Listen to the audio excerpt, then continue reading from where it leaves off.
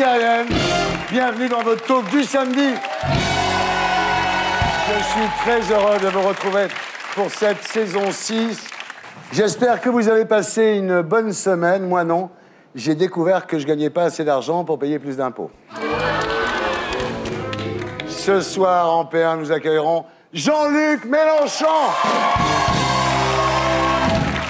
Jean-Luc, bonsoir. Bonsoir. Merci de faire votre entrée dans Salut les Terriens. Alors, Jean-Luc, j'ai vu dans Le Parisien que vous avez été cambriolé. On dit qu'ils vous ont volé 3 paires de chaussures Berluti, 2 vases Ming et un Picasso. C'est traumatisant, mais bon, Ouais. c'est la vie. C'est pas Martine Aubry qui est venu vous piquer vos idées de gauche.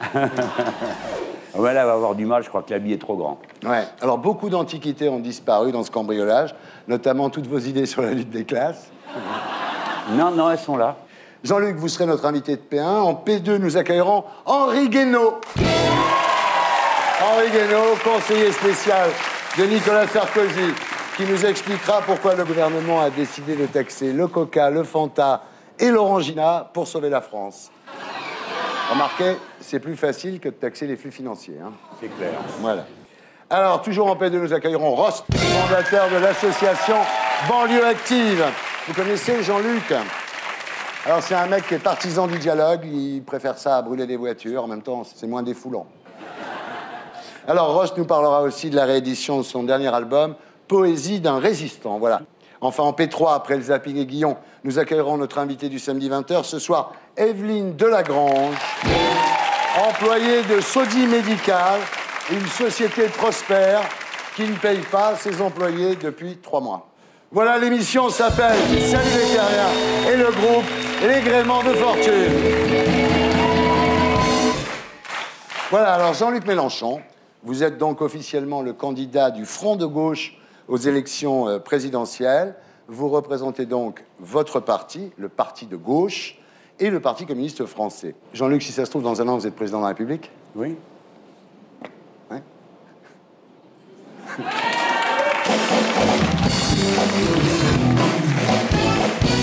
Alors, moi, ils savent une chose avec moi, les gens qui nous regardent. Je dis, il est peut-être un peu exagéré, il est peut-être un peu dur, mais ils savent une chose. Si on a une situation comme celle qu'on a fait aux Grecs, moi, je tiens tête, Ouais. pas les autres. Ouais. Et voilà, Jean-Luc Mélenchon, mesdames, messieurs. Alors, juste une question au sujet des communistes. Vous êtes plutôt faucille ou marteau, vous? Bon, alors, candidat oblige, vous allez subir, Jean-Luc Mélenchon, un président test.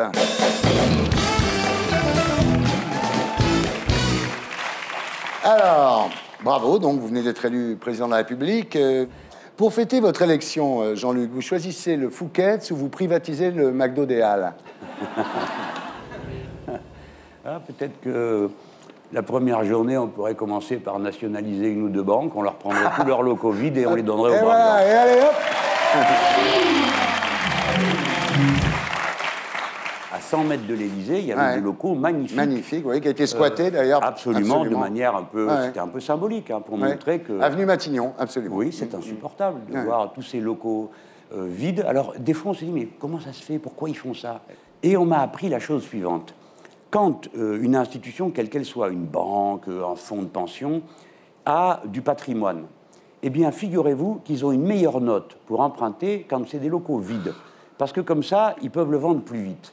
Si bien que vous avez des établissements bancaires, il y en a un, par exemple, qui était à Shanghai, qui a acheté des milliers de mètres carrés d'appartements à Dresde, en Allemagne, juste pour qu'ils restent vides et qu'ils puissent spéculer avec ça. C'est incroyable. Hein. Voilà le système capitaliste. Alors, Jean-Luc, quand vous arrivez à l'Élysée, il reste un CD dans une chaîne IFI, un CD de Carla Bruni, qui a été oublié là par le locataire précédent. Vous en faites quoi de ce CD? Je l'écoute, je l'aime beaucoup. Madame, c'est pas monsieur. Ouais. Et madame, qui est une artiste, doit être considérée dans ce qu'elle fait comme artiste. Et par conséquent, c'est pas parce qu'elle a épousé quelqu'un avec qui je suis en désaccord absolu que j'oublie que, voilà, elle est capable de faire ses belles choses. Très bien, écoutez, ça lui fera plaisir. Carla, si tu nous regardes, voilà un hommage qui vient du fond du cœur. Alors Jean-Luc, vous êtes président de la République française. Vous vous payez combien par mois? L'indemnité d'un parlementaire européen est de 6 000 euros. Ouais. C'est bien, non? Président de la République, vous gardez le même salaire, 6 000 euros par mois. Ça serait bien, non? Puisqu'un parlementaire fait avec, pourquoi pas moi? D'accord. Alors Jean-Luc, donc vous êtes élu président de la République. Quelle est votre première mesure? Dans ce pays, il y a 850 000 précaires dans les 3 fonctions publiques. Et déjà, il y a des millions. Cela. Ça, c'est en 48 heures, c'est fait. Ah, c'est ça la première mesure. Oui, et dans le privé, c'est pareil. C'est-à-dire qu'on ne doit plus permettre... Alors, bien sûr qu'il y a un petit volant d'emploi à durée déterminée, c'est nécessaire dans la vie économique. Mais il doit y avoir une limite. Cette limite, je la fixe tout de suite. Pas plus de 10% dans les petites entreprises, pas plus de 5%. Ça veut dire des millions de gens qui, tout d'un coup, sont capables d'avoir des projets, de penser au lendemain sans avoir peur. Donc ça, vous agissez on commence par ça. Sur le moral des gens, Mais bien sûr, il n'y a que ça qui compte. D'accord. Alors, la deuxième mesure, j'imagine que c'est la dette. Vous avez dit que vous ne vouliez pas rembourser la dette. C'est pas con, remarquez. Non, hein. Personne n'y avait pas pensé. comme ça, parce que c'est pas... D'abord, je voudrais qu'on arrête de faire peur aux gens, parce qu'on leur fait peur, pour qu'ils se soumettent, pour qu'ils baissent la tête, qu'ils se disent... Comme quand ils regardent leur propre dette, ils se disent « Oh là là, bon, faut bien payer. Hein. Bon. » Mais l'État, la situation n'est pas du tout la même. On dit « La dette de la France représente 85% du PIB. » Alors les gens ne savent pas ce qu'est le PIB. Bon, ça veut dire la richesse qu'on produit. Et puis, ce qu'on ne leur dit pas, c'est la richesse de l'année. Pour simplifier les choses. Vous, Thierry Ardisson, vous avez dû emprunter pour acheter votre voiture, votre somptueux château, ou je ne sais pas quoi. Si on prend le total de votre dette, si on prend le total de votre dette, et qu'on le rapporte au revenu pourtant confortable d'une de vos années, vous tombez par terre. C'est ça votre réaction. Mais c'est pas juste de raisonner comme ça.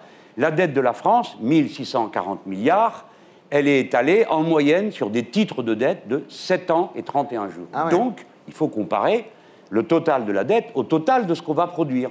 On va produire 14 000 milliards, vous voyez? Donc, il n'y a pas lieu de faire des cauchemars.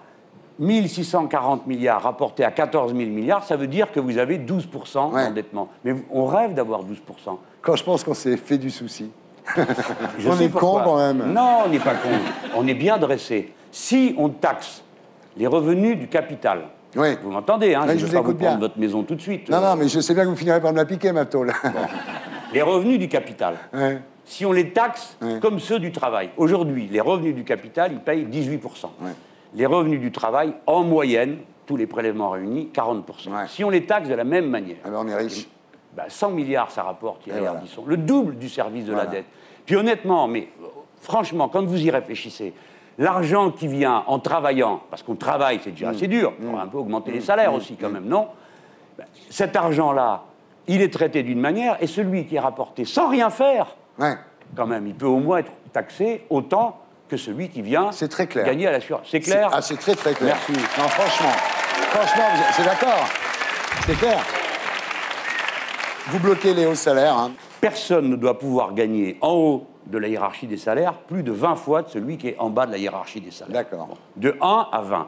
Donc, si le patron se croit si intéressant et si malin, qui s'augmente, il est obligé d'augmenter le dernier qui arrive. Oui, c'est vrai, on peut le voir dans ce sens-là. Oui, alors, on peut d'ailleurs dire que dans beaucoup d'entreprises, on pourrait trouver des patrons moins chers. Parce que souvent, ils cherchent des ouvriers moins chers. Moi, je pense qu'on trouve des patrons moins chers.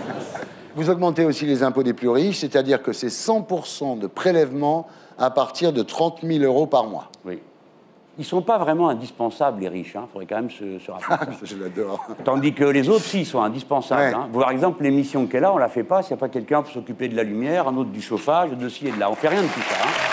Donc le travail humain, c'est la base. Si vous saviez combien je les paye. Alors, cette mesure-là, c'est pas la première fois qu'elle est appliquée dans l'histoire. C'est quand même drôle, les gens se rappellent de rien, en tout cas les chroniqueurs. C'est qu'en 1917 en URSS? Non, je vais vous parler d'un grand bolchevique, le président Roosevelt.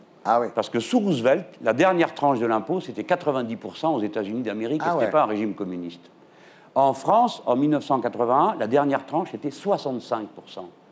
Et sous le cartel des gauches, en 1924, c'était 80%. Alors qu'est-ce que c'est que cette histoire? À ce moment-là, c'était normal de tout prendre à un certain niveau, mais aujourd'hui, non, l'orgie est commencée, on n'arrête plus. Je vois que les cambrioleurs vous ont laissé quelques idées de gauche, quand même. Alors, donc vous êtes président de la République, vous décorez qui de la Légion d'honneur? Le premier. Peut-être Xavier Mathieu. C'était le leader des Conti, et c'est un homme extrêmement droit, entier dans son combat, et il m'inspire une grande admiration. La Légion d'honneur pour Xavier Mathieu, mesdames et messieurs. Alors, qui emmenez-vous à Disneyland? Non, j'y vais pas. Non. Parce que c'est taxé maintenant. Non, mais c'est pas parce que c'est taxé, mais parce que... bon, je sais que beaucoup de gens y vont, je me moque pas d'eux. Mais Sarkozy et Carla Bruni, ils sont allés. Oui, mais moi, c'est un choix personnel. Je suis profondément hostile à l'américanisation de la culture. D'accord. Et j'irai à Disneyland le jour où Disney dira que le film qu'il a fait sur Notre-Dame part d'une histoire de Victor Hugo et que ce n'est pas eux qui ont inventé ça dans leur studio. Très bien, Jean-Luc. Alors, vous êtes élu président de la République, vous achetez une Rolex? Non, non. Attendez, événement. Ouais. On m'a offert ça pour mon anniversaire. C'est une Swatch? Non, non. C'est quoi? Mais la personne qui me l'a offert même, et donc je pense qu'elle est absolument incapable du mauvais goût de m'acheter une Rolex. Vous vous mettez au jogging? Non, Ah bon? non. Au vélo? Vous mettez au vélo? Non, non, non. Non plus. Je ne sais pas faire tout ça. Non, peut-être un peu de jardinage. Vous savez, derrière, À il l'Élysée? y a un grand jardin derrière, Oui. avec une pelouse qui est assez bien entretenue, mais moi, peut-être que je m'occuperais d'y mettre un petit bouquet de bambou, dont je suis assez raffolé, et de faire un petit fossé autour pour éviter que les racines partent partout. Oh, que c'est mignon. Alors, Jean-Luc, permettez-moi de vous dire, je trouve de très bonne humeur, parce que vous étiez un peu irascible avant l'été. Je ne sais pas ce qui s'est passé cet été. On vous a dit que vous étiez trop irascible? Non. Non, mais ça, Vous êtes cool, là.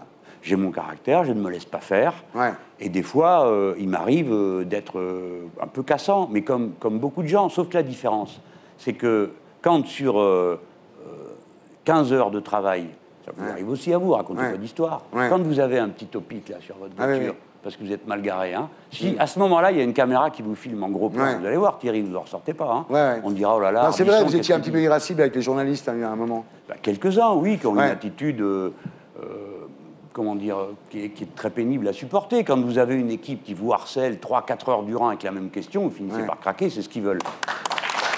Nous sommes toujours en compagnie de Jean-Luc Mélenchon et nous accueillons Henri Guénaud et Rost. Bonsoir. Henri Guénaud, bonsoir. Alors avant tout, vous me jurez que vous n'êtes pour rien dans le cambriolage de Jean-Luc Mélenchon? Non? Pour rien. Non, parce qu'il est pour le partage des richesses, mais là, quand même, c'est beaucoup. Oui, c'est-à-dire qu'il fallait monter au premier étage et passer par la fenêtre. Je vois pas trop M. Guénaud faire ça. Non. Alors... Je suis trop raide, c'est ça? C'est vrai que vous avez mis à votre programme désormais le doublement des effectifs de la police? Alors, Henri Guénaud, vous êtes conseiller spécial de Nicolas Sarkozy, président de la République. Alors, ce qui est un peu spécial, déjà, c'est votre salaire. Le Canard enchaîné parlait de 300 000 € par an. Vous savez que si Jean-Luc arrive au pouvoir, il va tout vous piquer, hein, vous êtes au courant. Oui, d'abord, c'était inexact. Ouais. Deuxièmement, je refuse systématiquement de parler de cela. Voilà. Je pense que, vous savez, on me dit souvent quand je vais sur un plateau, oui, mais vous comprenez, c'est l'argent du contribuable. Donc les salaires des fonctionnaires, c'est l'argent de leur travail, c'est la rémunération de leur travail. Voilà, il y a des règles dans la fonction publique, il y a des rapports, tout ça est connu, mais moi, j'ai pas envie d'en discuter. Voilà. Non, on n'en parle pas. Hein. Quand Jean-Luc Mélenchon sera président de la République, il fixera des règles, et puis je perdrai peut-être une partie de mon salaire. De toute façon, s'il est président de la République, j'en perdrai immédiatement une bonne partie. Donc, Attendez, il peut vous garder, parce que vous savez quand même que Guénaud, c'est un génie. Il a fait élire 2 mecs de droite, Chirac et Sarko, en faisant croire qu'ils étaient de gauche, quand même. Si on lit, par exemple, sa magnifique interview dans l'Humanité il y a quelques années de ça, on enlève Henri Guénaud, on peut le distribuer en tracts. Le problème, c'est que Henri Guénaud est le conseiller spécial, qui donne des conseils spéciaux à quelqu'un qui fait exactement le contraire de ce qu'écrit Henri Guénaud dans les journaux. bon, c'est pas moi qui fais la politique de la France, mais depuis que je suis à l'Élysée, je n'ai pas l'impression de m'être renié sur aucune des idées que j'ai toujours défendues. Alors Henri, depuis que Dominique Strauss-Kahn n'est plus dans la course présidentielle, Nicolas Sarkozy a abandonné la ligne Buisson pour la ligne Guénaud. C'est-à-dire qu'il a abandonné la stratégie immigration, insécurité, nationalité, celle du discours de Grenoble, du débat laïcité, islam, la fin du Front républicain, pour le gaullisme social de Guénaud. Il est devenu maintenant le protecteur de la nation, qui gère bien les deniers de l'État, le président de la règle d'or. Donc pour vous, c'est une victoire. Jamais le problème ne s'est posé de cette façon. Il n'y a pas la ligne Guénaud, la ligne Buisson. Il y a une seule ligne à l'Élysée, c'est celle du président de la République. Il fait aussi des erreurs. C'est vrai que le discours de Grenoble est le président, je pense, y a beaucoup réfléchi depuis. T'es peut-être pas tout à fait la tonalité qu'on peut attendre d'un président de la République. Voilà.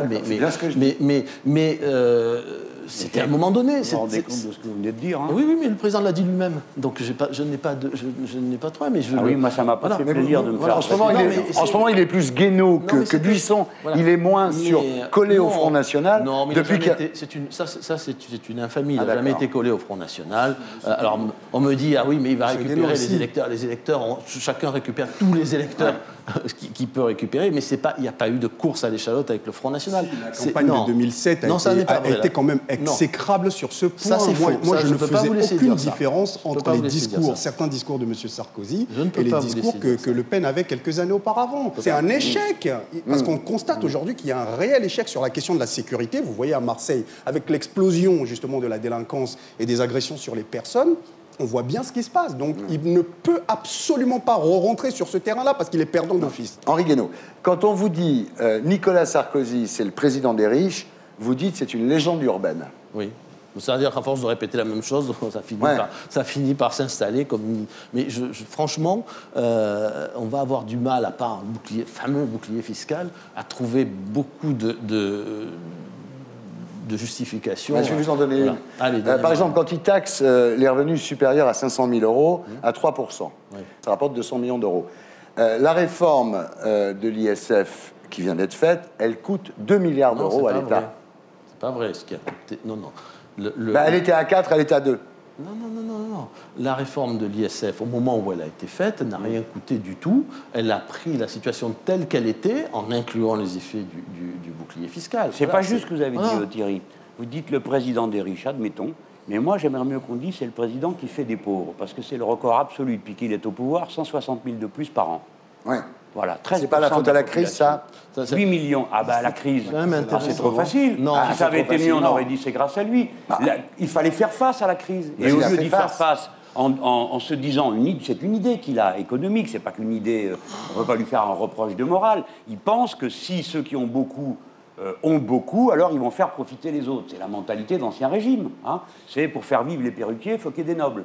Bon, et puis il y a l'autre idée qui est de dire, on prend pour partager. Ouais. On partage à la maison, quand il y en a pour 2, on dit il y en a pour 3. Ouais. Et bien dans la maison France, il n'est pas possible qu'il y ait 8 millions de pauvres, des gens qui dorment dans la rue, alors qu'on est la 5e puissance économique du monde. Voilà, ça c'est une idée politique, pas morale. Non, mais dans les autres puissances économiques, il y a aussi des pauvres. Je veux dire, il y a toujours des riches et des pauvres. Une société dans laquelle il n'y a plus de riches est une société impensable. Vous avez le droit d'avoir envie d'avoir une société des égaux, égalitaristes, où tout le monde est nivelé. Mais le fait que des gens puissent réussir par leur talent, par leur intelligence, par leur créativité, n'a rien de scandaleux. Bon, qui se gorgent d'argent. Mais Henri Guénaud, il y a des gens que vous ne connaissez pas, il y a des gens qui font bien leur travail. Vous avez des chercheurs qui sont payés avec un lance-pierre. Ils font avancer l'humanité. Ils n'ont pas besoin qu'on les couvre d'or pour se sentir bien et pour travailler. Je pense qu'ils seraient mieux payés. C'est vous qui le dites. Oui, c'est moi qui le dis. Ils seraient mieux payés. Comme dans d'autres... Guénaud veut augmenter les chercheurs. Moi, je suis d'accord. Dans d'autres pays, oui, on n'a jamais donné autant d'argent à la recherche que depuis que Nicolas Sarkozy est là. Jamais. Une dernière question, Monsieur Guénaud. L'idée de taxer les sodas, c'est une idée à qui? Parce que pourquoi pas les Kinder Bueno, je veux dire. C'est quoi? C'est une idée. C'est bizarre quand même, non? Il y a des gens qui prétendent que ça permet de diminuer l'obésité. Ouais, c'est contre l'obésité. Ouais. Ah d'accord. Alors, Rost, je vous présente Henri Guénaud, qui va vous apprendre à entrer dans l'histoire. Rost, vous avez 35 ans, vous êtes né au Togo. Votre vrai nom, c'est Amé Wo Fofo, ce qui veut dire grand frère de tous. Ouais. Alors, vous arrivez en France à l'âge de 11 ans, vous rejoignez votre famille à Belleville, vous vivez entassé à 9 dans un taudis de 28 mètres carrés, dans un immeuble complètement délabré, d'ailleurs, qui finira par s'écrouler. Et là, vous prenez ensuite le nom de Rost. Pourquoi? C'était mon tag à l'époque. Ah ouais. J'ai commencé à écrire sur les murs. Voilà, mais justement, avec, vous devenez un bon musicien d'ailleurs. Vous devenez chef du groupe de taggers le plus violent de la région parisienne. Vous faites les 400 coups, vous prenez d'ailleurs des coups de couteau, à un moment, ça tourne très mal. Vous vous lancez dans le rap militant, mais après les émeutes de 2005, vous choisissez le dialogue. Vous fondez l'association Banlieue Active et vous devenez un citoyen engagé au service de vos frères des cités. je pense qu'on ne peut pas laisser la place à une minorité d'oligarchie qui contrôle tout, qui pense maîtriser notre vie, qui parle à notre place la plupart du temps. Parce qu'on est dans des combats et je veux que cette partie de la population qui se sent délaissée, qu'on a enfermée dans un espèce de paternalisme depuis longtemps, sorte de cette condition-là et prenne en main son destin et se disent qu'on ne peut plus laisser le pouvoir à des gens qui n'ont aucune idée de la réalité du terrain, de ce que nous, on vit tous les jours. C'est notre quotidien. Ouais. Moi, je sors de 7 ans de bénévolat, là, par choix, et je peux vous dire que je sais encore aujourd'hui ce que c'est que la misère, et je vois tout ça tous les jours, et j'ai encore plus de rage que je positive à chaque fois. Ouais. Et j'espère qu'on arrivera à changer les choses en 2012. Et j'exhorte toute la jeunesse de France et tous les gens qui se sentent exclus à prendre en main leur destin en s'exprimant par les urnes et qu'on fasse bouger les choses et que ça change. Vous voyez, on a besoin de ça. Oui, un discours d'espoir qui est positif. Il n'est pas simplement dans la culture de la rage, mais dans son débouché positif. C'est bien que tu me le dises, parce qu'on n'avait pas remarqué. Non, mais j'ai remarqué. Alors, Rost, aujourd'hui, vous rééditez votre dernier album, Poésie d'un résistant. Donc, on retrouve dans les bacs. Et on vous retrouve sur LCI dans l'émission de Valérie Expert, chroniqueur sur LCI.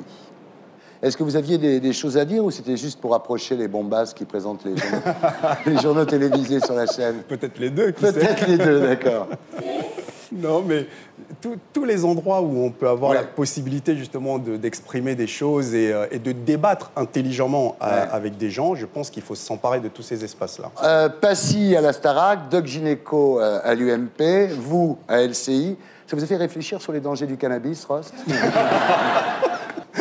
Ouais, mais ça tombe bien, je n'ai jamais fumé de ma vie. Je ne fume pas, je ne bois pas. Est-ce qu'on doit le féliciter? Oui. Alors, on passe maintenant à l'actualité de la semaine avec l'édito de Blacko 1. Et c'est le grand ami de Jean-Luc Mélenchon, Jean-Marc Sylvestre, que nous retrouverons sur ce plateau après le magnéto. Pour réduire le déficit du budget, le gouvernement a décidé de taxer les parcs à thème et les sodas. C'est vrai que ça donne envie de râler. Mais que voulez-vous? Voilà 35 ans que la France vit au-dessus de ses moyens. Tous les gouvernements ont dépensé plus d'argent qu'il n'y en avait dans les caisses de l'État. Et ça date pas d'hier. On a fait nos comptes. Avant même qu'on fasse quoi que ce soit, il y a un déficit qui est de plus de 50 milliards.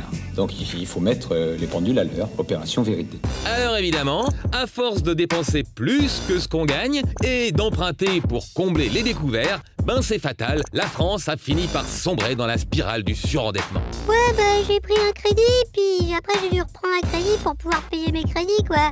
Du coup, faut pas s'étonner si les agences de notation menacent de retirer notre fameux AAA. Et ben voilà, on y est. Wall Street, mon grand. C'est quand même délicat d'attribuer la mention très bien à un pays qui est en situation de faillite sur le plan financier.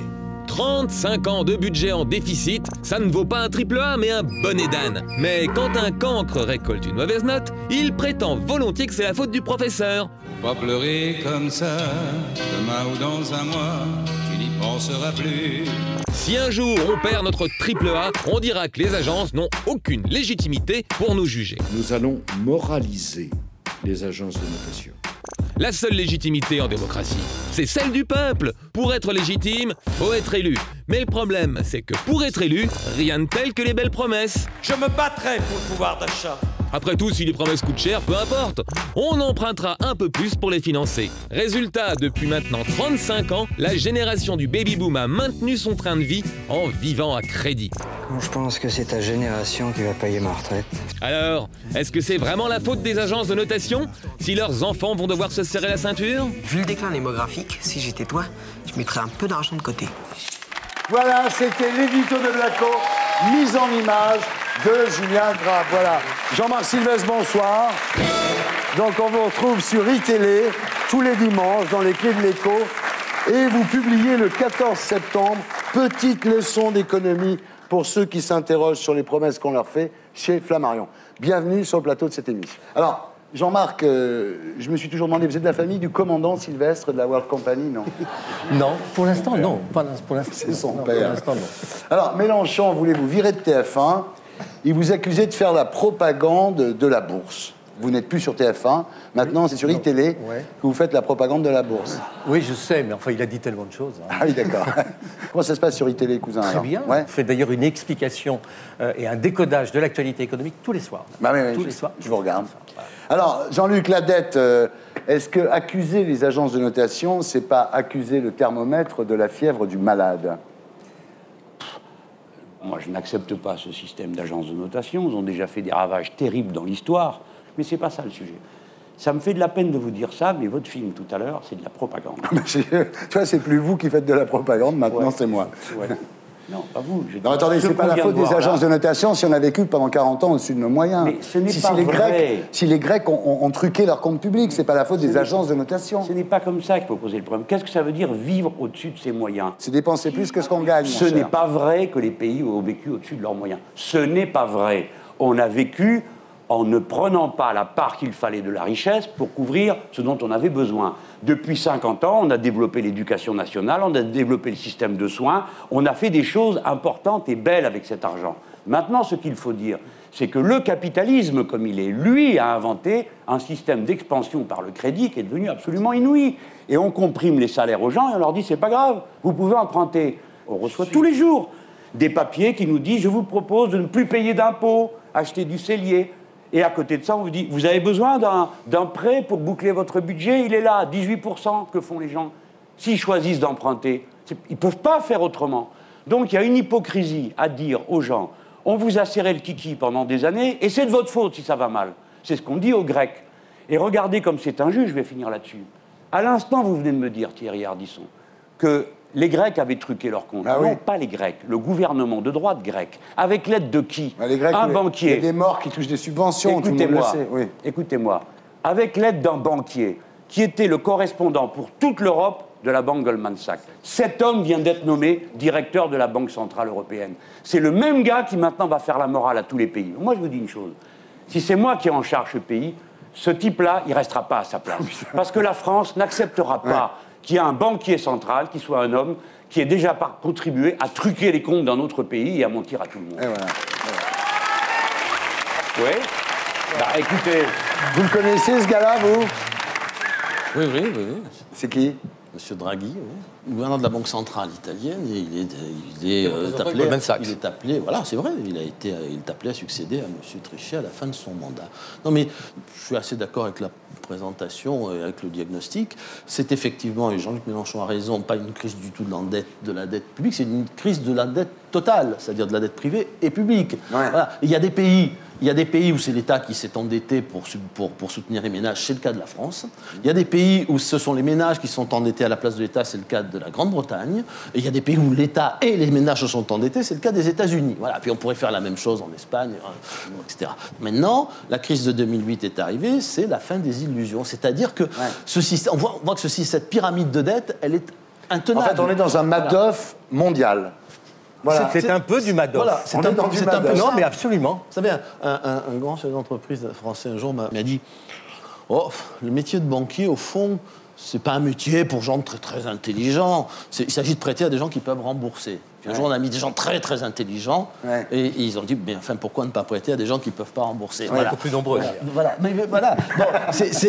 Bon, c'est une boutade, mais c'est un problème très grave, très profond. Donc vous êtes assez... Finalement, ça fait plusieurs fois d'ailleurs depuis le début de cette émission. Mais vous n'êtes pas loin, finalement. Non, après, sur les remèdes, là, on a de grandes divergences parce que rien n'est si simple que ça quand on est au pouvoir. Il ne suffit pas d'arriver et de dire « Monsieur Draghi, j'en veux plus, les agences de notation, je les fous à la porte, etc. » Et la dette, attendez, il ne veut pas rembourser la dette. Attendez, vous savez que Mélenchon, lui, il ne veut pas rembourser la dette, lui. J'ai pas dit ça comme ça. Moi, j'ai dit que la dette, on va la mettre à plat et on va regarder ce qu'elle contient, à qui on a emprunté, dans quelles conditions, pourquoi faire. Même si on trouve ça déplorable, on peut pas jeter les créanciers du jour au lendemain. Voilà, parce que sinon, alors justement, c'est ma question. C'est tout. Jean-Marc Sylvestre, voilà. Qu'est-ce qui se passe si demain on dit finalement la dette, on la rembourse pas, ou alors comme il dit, on la met à plat, on regarde, enfin on fait chier. Qu'est-ce qui se passe? Ah mais ça va pas se passer comme ça. Ah bon? Ça va se passer, c'est qu'un jour, on sera dans une situation telle qu'on ne trouvera plus personne pour nous prêter de l'argent. Ah oui, voilà, oui. Et qu'à ce moment-là, eh bien, M. Mélenchon a beau dire ce qu'il veut, on ne pourra plus payer notre facture d'électricité, nos fonctionnaires. Mais non. Attendez, Jean-Marc, attendez. Qui nous prête de l'argent pour le moment? L'épargnant français, sous forme d'obligations. Il souscrit des obligations d'État. Donc si on ne rembourse pas la dette, c'est l'épargnant français qui est planté alors? Si on ne rembourse pas la dette, c'est l'épargnant français qui risque d'être planté. Absolument. Et mes assurances vie, Mélenchon, t'en fais quoi? Ils ont trouvé ça là depuis quelque temps pour faire peur. Non, figurez-vous que ça s'est déjà produit dans le monde. Quand? Mais en Argentine, il n'y a même pas 10 ans. Oui, c'est vrai, je m'en souviens. Mais oui, en Argentine, les gens, ils tapaient à la porte des banques pour avoir leur pognon. Ils ont inventé la même histoire de fou. C'était déjà un Français qui dirigeait le FMI, c'était M. Candessus, qui s'est spécialisé en provoquant la ruine de 3 ou 4 pays. Et ils étaient là, tous les jours, à dire à l'Argentine, serrez-vous, encore, faites de l'austérité comme aux Grecs. Jusqu'à ce qu'à la fin, le système s'effondre en petits morceaux, parce que ça, Sylvestre, il ne le raconte pas, mais ça s'est passé comme ça. Si la Grèce fait faillite, là, si elle dit qu'elle ne rembourse pas la dette, vous avez 6 banques en Europe qui sont concernées, dont 3 françaises au premier chef. Donc déjà, ces 3-là, elles vont être très, très mal. On évite d'affoler le monde, hein. Elles vont être très, très mal. Et donc, en cascade, le système s'écroule, parce qu'ils n'ont pas pris la bonne décision au bon moment, qui était de tuer la spéculation, à savoir que la Banque centrale prête directement à l'État grec, au lieu que l'État grec soit obligé d'aller courir après les financiers internationaux qui leur ont mis des prêts à 18% sur 2 ans. Alors la Grèce, elle est dans le crédit revolving. Attendez, c'est ce que vous dites. Voilà, exactement. D'accord, on a compris. Surtout qu'on laisse ces États s'enfoncer là-dedans et on spécule sur leurs dettes en plus. Donc, pour l'instant, il y en a qui s'enrichissent encore plus sur la dette. Absolument. Voilà. Le risque que court la France aujourd'hui, c'est qu'un pays à qui on a prêté de l'argent fasse défaut. C'est ça le risque. Et le risque, ça n'est pas un risque directement, c'est que la Grèce dise un jour, ou se retrouve, comme c'est le cas un peu aujourd'hui, dans l'incapacité de rembourser ses crédits. Bien. Jean-Luc, pour finir ce plateau, je vais vous citer une phrase. Vous allez me dire de qui elle est. Cette idée de toute puissance des marchés est une idée folle. Henri Guénaud. C'est une vanne de Guénaud.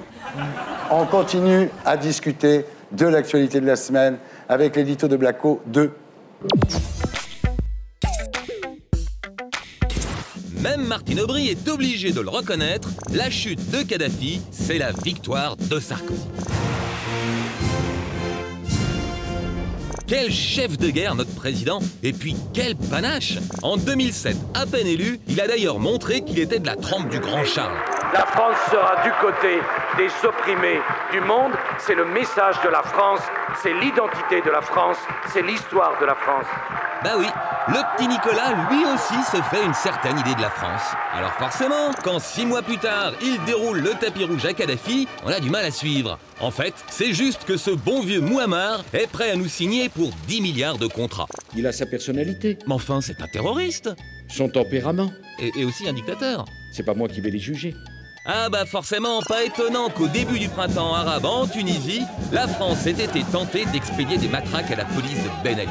Nous proposons que le savoir-faire qui est reconnu dans le monde entier de nos forces de sécurité permette de régler des situations sécuritaires de ce type.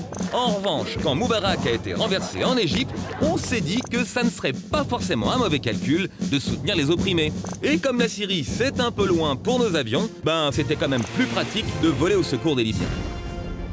Mais au fond, la France est-elle intervenue en Libye pour défendre les opprimés ou juste pour défendre ses intérêts? Après tout, ce bon vieux Kadhafi nous achetait plein de trucs avec l'argent du pétrole. Mais si Total peut exploiter directement le pétrole en Libye, c'est quand même plus pratique, non? Vive la République et vive la France. Voilà, c'était l'édito de Blacko de mise en image de Julien Grap. Guénaud, vous étiez jeudi à la conférence à l'Élysée avec les amis de la Libye. Vous pensez qu'on va faire du business d'abord avec le Comité national de transition? D'abord, la France n'est pas intervenue pour faire du business. Mais si on en fait, c'est pas mal. Je pense que si on crée des emplois, si on permet aux entreprises françaises de se développer, ça fait aussi partie du rôle des dirigeants français. Voilà, ils travaillent pour leur pays, donc c'est pas quelque chose de honteux. Mais en fait, c'était pas le motif essentiel de l'intervention en Libye, pas plus d'ailleurs que la réception de M. Kadhafi. Je vous rappelle que c'était la conclusion de la négociation pour sauver les infirmières bulgares. Bon.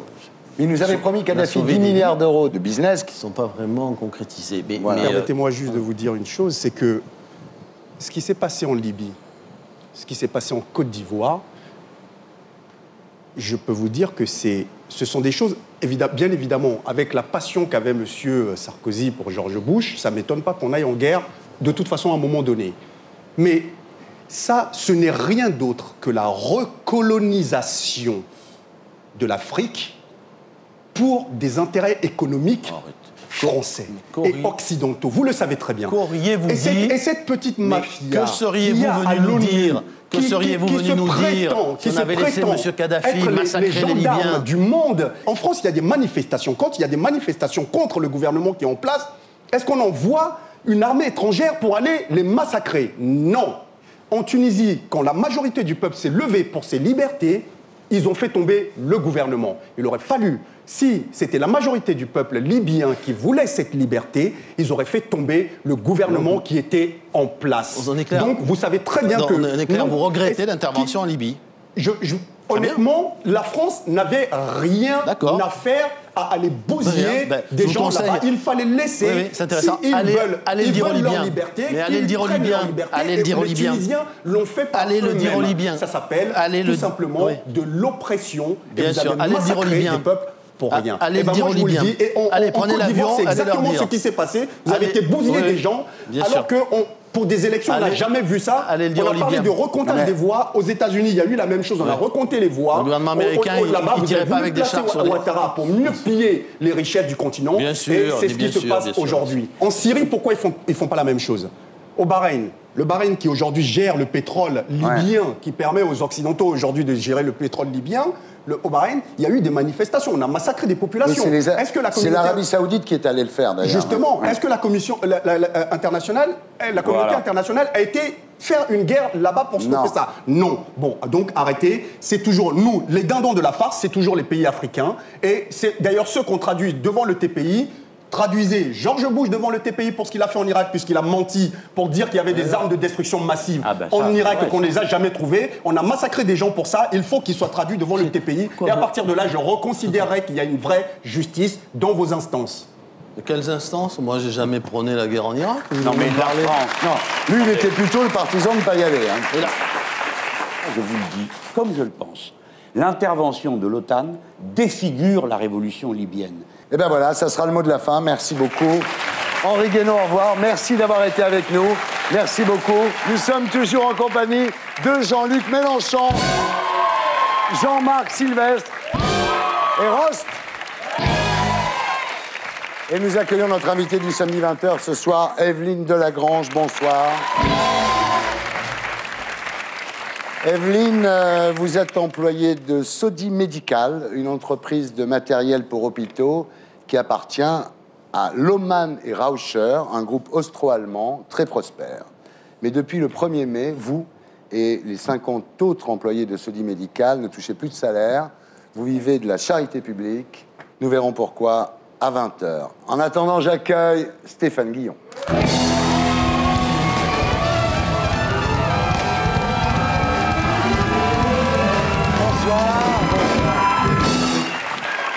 Stéphane Guillon, mesdames, messieurs. À vous, Stéphane, pour Guillon 2012.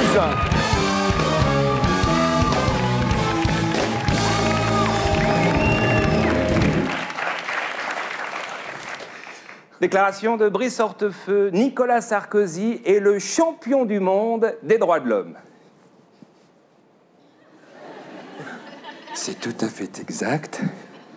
En 2007, j'ai été sacré champion en recevant Kadhafi. En 2008, nouvelle victoire, je reçois Ben Ali. 2009, Bachar el-Assad. 2010, le président Moubarak. Et enfin, 2011, une très grande année, je reçois Poutine et Abdoulaye Wade qui martyrisent les Sénégalais. Je crois, sans fausse modestie, Thierry Ardisson, que je suis le Teddy Riner des droits de l'homme.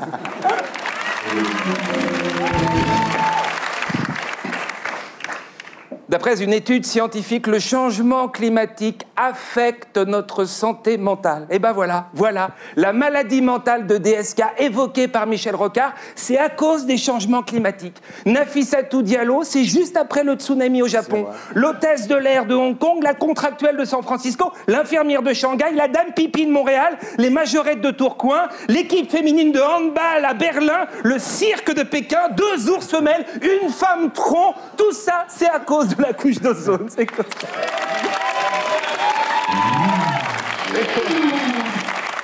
En revanche, quand il fait très beau, regardez cette photo, Dominique redevient très calme, un vrai petit toutou à sa mémère, docile, l'oreille basse, il bouge plus du tout la queue. Déclaration d'une militante durant les universités de La Rochelle. DSK n'est plus un sujet. Ce qu'on veut pendant ces 3 jours, c'est du fond, du fond, du fond. C'est exactement ce que voulait DSK avec Nafissatou. Au fond, au fond, au fond.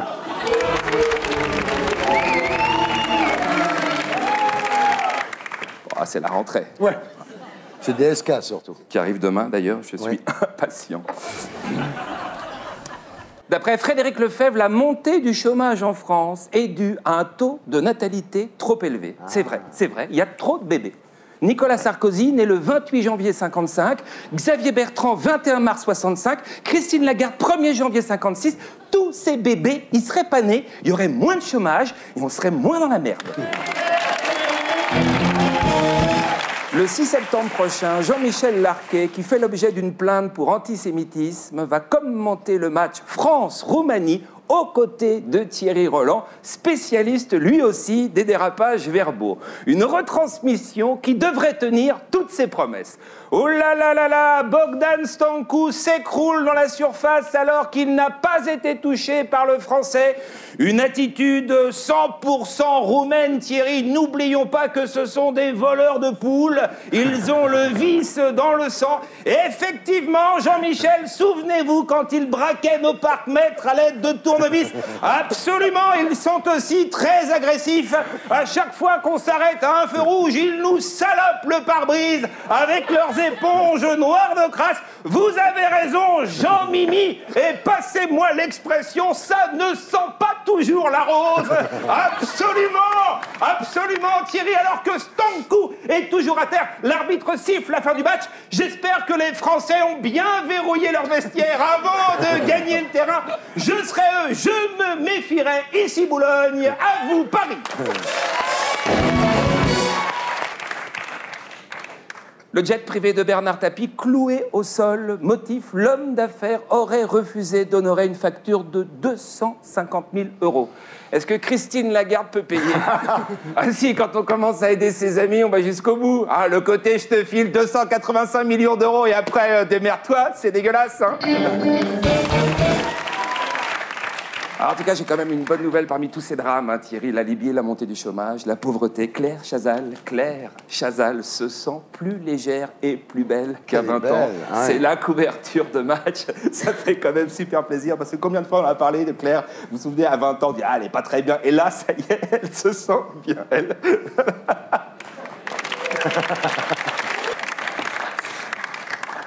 Crise. François Fillon va présenter la note aux Français. Alors, j'ai la liste des dépenses. 250 millions pour le nouvel Airbus présidentiel, 285 millions d'euros offerts par Christine Lagarde à Bernard Tapie, 270 000 € pour installer une douche à Nicolas Sarkozy durant le sommet de la Méditerranée. En tout, si on compte les jets privés, les frais de bouche, les cigares, l'augmentation des salaires, on arrive à un petit peu plus d'1 milliard. Donc, les Français, on se serre la ceinture, on se bouge le cul et on paye l'addition. Très bonne rentrée à tous. Merci beaucoup. Merci, bravo. Bravo. C'était Stéphane Guillon que vous retrouverez ici la semaine prochaine et d'ici là sur canalplus.fr. On passe maintenant à notre invité du samedi 20h.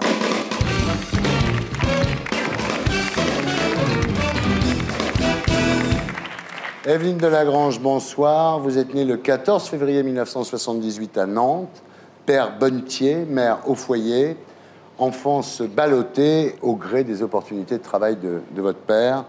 pour finir dans un petit village à 30 km de Troyes, capitale de l'industrie textile à l'époque. Alors à l'école, vous êtes une petite fille modèle, ça se passe bien, vous travaillez bien? Très bien. Mais arrivé en 4e, vous décrochez, et en fait, c'est pas l'adolescence, c'est le divorce de vos parents. C'est un ensemble de choses. Ouais. Et là, au milieu de la terminale, à quelques mois du bac, vous plaquez tout pour vous installer avec votre petite amie. Mauvais choix. Bah, erreur de jeunesse. Ouais. Là, nous sommes en 1997, vous avez 19 ans, aucun diplôme, vous devez bosser, et ce sera une boutique de prêt-à-porter dans la région parisienne. Oui, c'est ça. 2 ans plus tard, vous repartez avec votre copain vous installer dans la région de Troyes, où vous trouvez un emploi dans une usine de conditionnement de pommes de terre. C'est ça. C'est dur. Oui, c'est assez ingrat comme travail. Ouais, c'est sale. C'est sale et c'est pas bien payé. Ouais. Heureusement, vous trouvez autre chose. La filiale d'un groupe allemand, Lohmann et Rauscher, recrute. C'est une boîte qui fabrique et conditionne du matériel médical pour les blocs opératoires. Oui. La boîte s'appelle donc Sodi Medical. Oui. Ça vous plaît comme boulot au départ? Ah oui, oui. Très bien, très bonne ambiance, très bonnes conditions de travail. Ouais. Des horaires corrects. Ouais. C'est plus récompensant que les pommes de terre. Oui, ouais. Ça n'a rien à voir. Ouais. Alors, le salaire, c'est le SMIC, 1050 € par mois. Mais vous dites, on est déjà bien chanceux d'avoir un travail. Oui, tout à fait. Proche de chez nous. Donc, non, très bien. Ouais. C'est en 2004 que débutent les dégradations des conditions de travail. Vous vous apercevez que le nouveau directeur fait sans arrêt des allers-retours avec la Chine. Et il vous dit, ne vous inquiétez pas, en Chine, ils vont fabriquer pour l'Autriche et l'Allemagne. Vous continuerez à fabriquer pour la France. Ça vous met la puce à l'oreille, quand même. Oui. Oui, parce qu'en fait, vous comprenez qu'ils utilisent les prototypes fabriqués en France, qui sont donc d'excellente qualité, effectivement, pour gagner des marchés. Et une fois qu'ils ont gagné les marchés, ils font fabriquer le gros de la production en Chine. Oui. On nous a demandé de fabriquer ces prototypes, justement. Ouais. Alors, au bout de quelques mois, la direction annonce Sodi Medical n'est pas assez concurrentiel. On vous demande des sacrifices, des efforts pour sauver la boîte. On a eu de moins en moins de travail, donc on est passé du travail en équipe en journée. Ouais. Et oui, on a vu les conditions se dégrader sérieusement. Ouais. On vous demande d'augmenter les cadences et en échange de quoi on vous donne une prime de productivité. C'est-à-dire que c'est même plus un 13e mois, c'est une prime bonus qui est basée sur la productivité, la qualité, l'absentéisme. Ouais. Donc dès que vous ratez un jour parce que vous êtes malade, votre prime est amputée. Donc voilà, on n'a pas spécialement 13e mois, quoi. En fait, ce qui se passe dans cette boîte, c'est que les commandes dépendent de la maison mère, Lohmann et Rauscher, et que c'est la maison mère qui décide ou non de donner du travail à Sodi Medical. Oui. Voilà. Alors en 2007, il y a une première vague de licenciements, puis une deuxième en 2009. Alors là, ce qu'ils font, c'est quand ils licencient les gens par groupe de 9, parce qu'à 10, il faut un plan social. C'est ça. Ouais. Alors vous dites, chacun se replie sur soi-même en priant d'être épargné. Oui. Bah, on n'était pas à l'abri d'être sur la liste, puisqu'il y avait plusieurs critères qui étaient pris en compte. Ouais. Donc tant qu'on n'a pas la liste sous les yeux, oui, on se demande si on ne va pas être dedans. Donc est-ce que les gens sont solidaires dans ces cas-là, ou est-ce que ça devient du chacun pour soi? Bah, je dirais qu'à cette époque, c'était un peu du chacun pour soi. Ouais. Alors, pour ne rien arranger chez vous, c'est la crise. Vous finissez par vous séparer de votre compagnon. Je me suis retrouvée toute seule avec ma fille, donc c'est difficile à gérer. Ouais. Le 27 avril 2011, lors d'un comité d'entreprise, le gérant de la société présente un diaporama dont la dernière slide annonce la fermeture de Sodi Medical 2 mois plus tard. Oui, c'est un peu le choc. On avait toujours espoir que le travail reviendrait et qu'on s'en sortirait, quoi. Ouais. Vous n'avez plus rien, là? Bah, on se demande comment on va s'en sortir, ce qui va se passer après. C'est un retour à la case départ, quoi. Et là commence un incroyable feuilleton judiciaire. En effet, les caisses de la maison mère, Lohmann et Rauscher, sont pleines. C'est une société extrêmement prospère. Et la société Sodi Médical, en France, donc, enregistre des pertes, puisque Lohmann et Rauscher ne passent plus de commandes à Sodi Médical. Donc, ils sont en train de fermer le robinet, ce qui fait que la boîte française, petit à petit, elle coule, évidemment, ce qui leur permet de dire, voyez bien, on va fermer la boîte, on va la liquider, quoi. Oui, parce qu'on n'avait aucune autonomie financière. Ouais. On ne pouvait pas démarcher nous-mêmes pour essayer de trouver d'autres Oui, c'est ça. Il n'y a pas une direction française qui pourrait chercher du boulot en France. C'est eux qui décident. On dépendait complètement de Vous êtes complètement sous-traitant de la maison mère. Voilà, c'est ça le problème. Et donc, ils assèchent la boîte française et vous vous retrouvez effectivement sans boulot. Alors, à partir de là, c'est coup pour coup. Les salariés obtiennent la suspension du plan social, en échange de quoi la maison mère, Lohmann et Rauscher, demandent la liquidation de la société. Et ce qu'il faut savoir, c'est que dans ce cas-là, ça ne coûte rien à la boîte, c'est l'État français, c'est les contribuables français qui payent. Oui, c'est l'assurance garantie salaire. Voilà. La société Lohmann et Rauscher ne vous donne même plus de matières premières pour travailler à partir de ce moment-là. Les salariés ont même peur de voir l'usine démontée dans leur dos, comme ça arrive souvent. Oui. Donc vous commencez à faire des tours de garde en vous disant ils vont tout démonter pendant une nuit, on va arriver le matin, il n'y aura plus de machines-outils. Oui, on a créé des groupes justement pour faire de la surveillance en permanence. Ouais. Le 31 mai 2011, pas de salaire. Malgré le jugement du tribunal, la justice n'a aucun moyen de pression. Non. Surprenant. Ouais. C'est pas l'habitude. Ouais. On touchera un tiers de notre salaire de mai, mais mi-juin. Ouais. Et depuis, on ne nous verse plus rien du tout. Plus rien. D'un seul coup, ils arrêtent de vous payer, quoi, comme ça. C'est ça. Alors, la justice n'a aucun moyen de pression, puisque les caisses de Sodi Médical sont vides, évidemment. Oui. Donc, on ne peut pas les obliger à vous payer. Et les Allemands disent, nous, on n'y est pour rien, parce que de toute façon, c'est une boîte qui est en France. Oui, mais il faut savoir que depuis le mois de novembre, Sodi Médical était en cessation de paiement, mais ils nous ont quand même versé le salaire jusqu'au mois d'avril. Ouais. Donc on s'est demandé après, quand les salaires ne tombaient pas, qui payait avant. Ouais. Qui ne paye plus après. Ouais. Et quand vous leur dites pourquoi vous ne payez plus, qu'est-ce qu'ils vous disent? Nous, on ne nous a rien dit personnellement. Ouais. Au niveau des employés, on ne nous a rien dit. Le 28 juin 2011, les salariés décident de séquestrer le patron. Pacifiquement, hein. Tout à fait. Il n'a pas été maltraité du tout. Non, vous lui donnez un lit de camp, vous le nourrissez, et vous avez même fait une partie de cartes avec lui. Oui, on l'a obligé à jouer aux cartes. Ouais. Mais le lendemain matin, il y a 50 gendarmes, armés jusqu'aux dents, qui débarquent sur le site pour faire sortir 30 ouvrières, quoi. Oui, c'est complètement ridicule, oui. Surtout qu'on n'est pas des criminels. Ouais. On a fait ça parce qu'on voulait nos salaires et qu'on n'avait pas d'autres moyens de pression pour se manifester. Désormais, à partir de là, lorsque vous et vos collègues vous déplacez pour aller au tribunal, vous êtes encadrés par les forces de l'ordre comme des criminels, quoi. Oui, constamment. On est toujours encadrés par 2 ou 3, voire plus, forces de l'ordre. Voilà, alors à partir de là, évidemment, ça devient extrêmement compliqué parce que c'est comment survivre sans salaire, hein.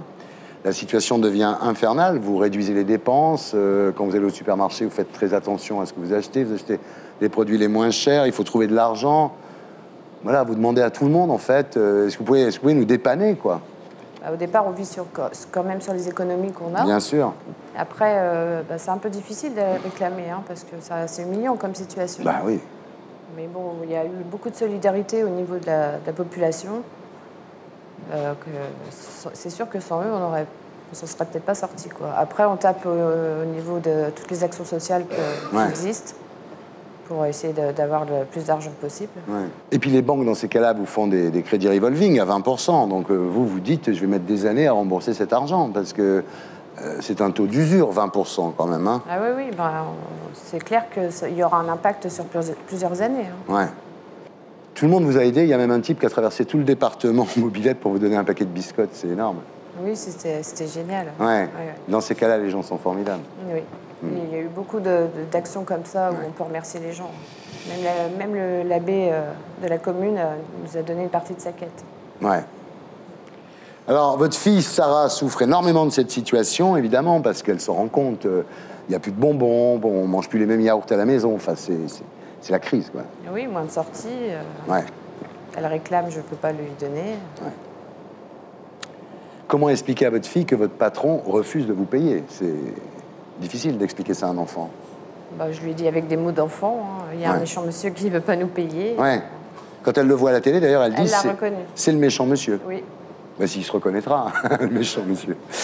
Voilà, alors, le 8 juillet 2011, François Baroin, maire de Troyes et ministre de l'économie, décide de s'occuper de Sodi Médical. Mais même lui, tout puissant qu'il soit et tout ministre de l'économie qu'il soit, il n'y arrive pas. Aux dernières nouvelles, il n'y a pas eu de suite des promesses qu'il nous a fait sur les salaires. Ouais.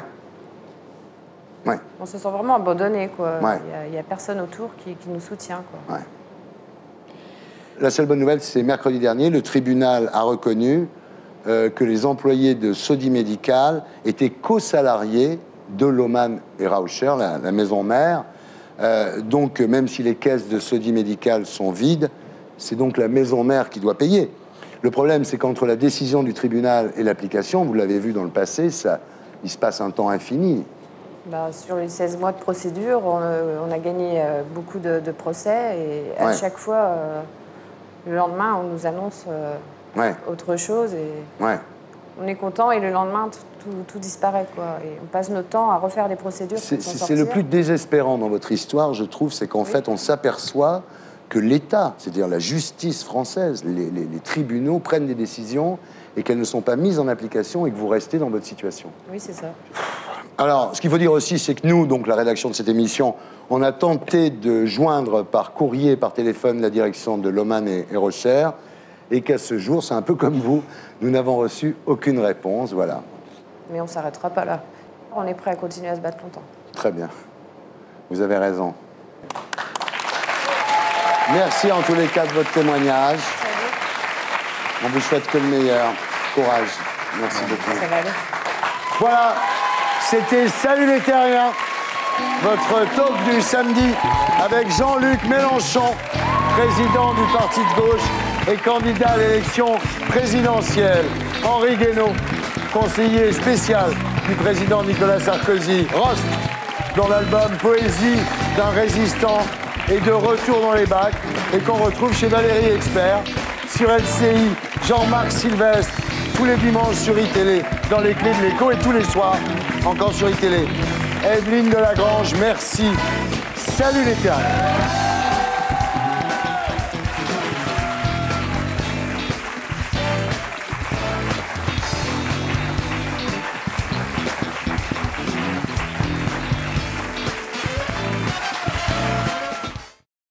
Et pour être sûr de ne rien rater de Inarditube, abonnez-vous et mettez un pouce bleu.